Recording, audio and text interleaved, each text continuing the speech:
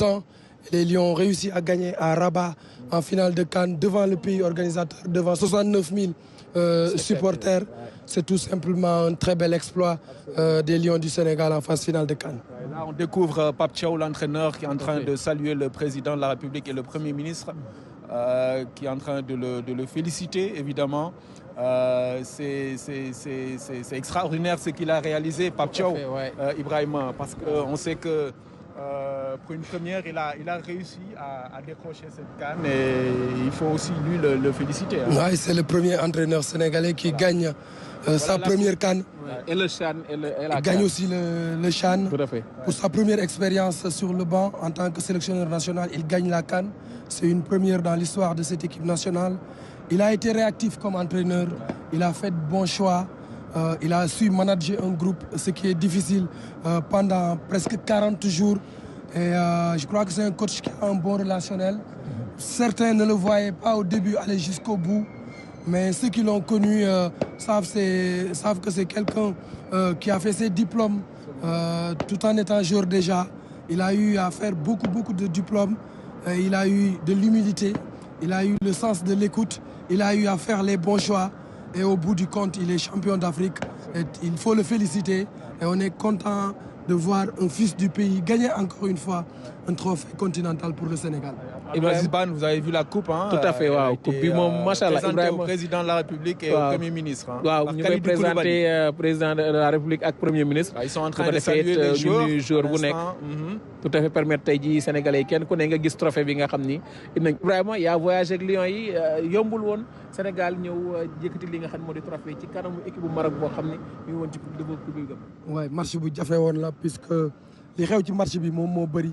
À 48 heures gis ngeen accueil bi gis ngeen problème mu terrain d'entraînement bi gis ngeen le jour du match même les intendants sénégalais bu ñu ñëwee avant le match dañ leen interdire ne leen doo leen dugg ce qui est incroyable mu am ay sabotage yoo xam ni amoon na supporters yi assez menaçant fees stade bi gis ngeen lu ñu def Edouard Mendy avec ses serviettes yi mu tegoon derrière les buts.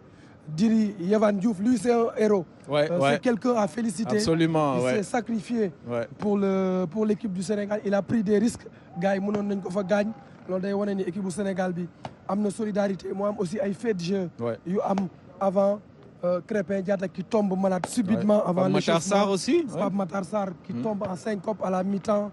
Ousseynou Niang à l'échauffement. Ah, le voilà, Sadio Mané. Il a été le grand monsieur. Absolument, très classe. C'est lui qui a sauvé la finale. Absolument, il a sauvé la finale. Il a pris la vie de Mamadou Niang, d'Elhadji Diouf, de Claude Leroy. Absolument. Et après, il est allé rappeler tous ses coéquipiers. ñu ñëwaat ci vestiaire ñu jóge ci vestiaire bi ñëw Edouard Mendy arrêté penalty bi.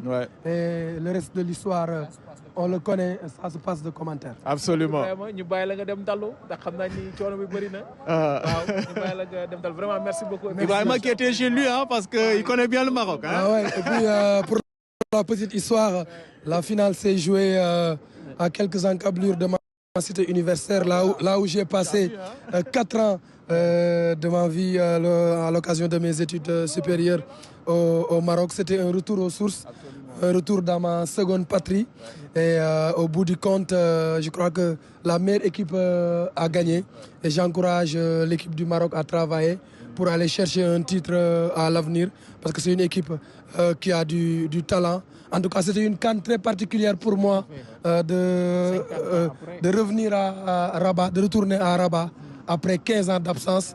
Et ce n'était que du bonheur du début à la fin di sant yàlla bi nga xamee ni Sénégal jël na ndam li à Rabat en terre marocaine. Merci beaucoup. Merci beaucoup. Félicitations encore et félicitations à toute l'équipe de la RTS qui était sur place. Voilà. Donc les joueurs ñu ngi dafa am solo. Absolument. Joueur bu nekk nga ñëw saafonte ak président saafonte ak premier ministre. ak gouvernement bi bu ko defee it ñoom it ñu wax la ressenti bi nga xam ne am nañ ko. Parce que moment yi voilà Nicolas Jackson qui a aussi fait une belle CAN. Franchement Mamadou Seck aussi.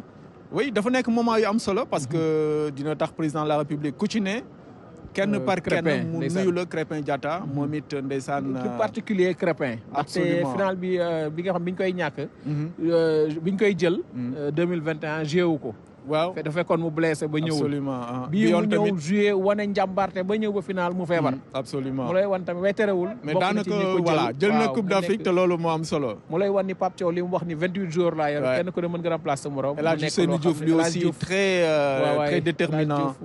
Il est toujours là, un double ballon d'or, aussi un lion qui est resté avec ses jeunes frères pour les encourager, pour les pousser. Ibrahima a raconté tout à l'heure l'histoire avec Sadio. Il a encouragé, oui, le staff médical, oui. Tony Silva, l'ancien gardien. Ouais. Il y a aussi un lion. Après, premier ministre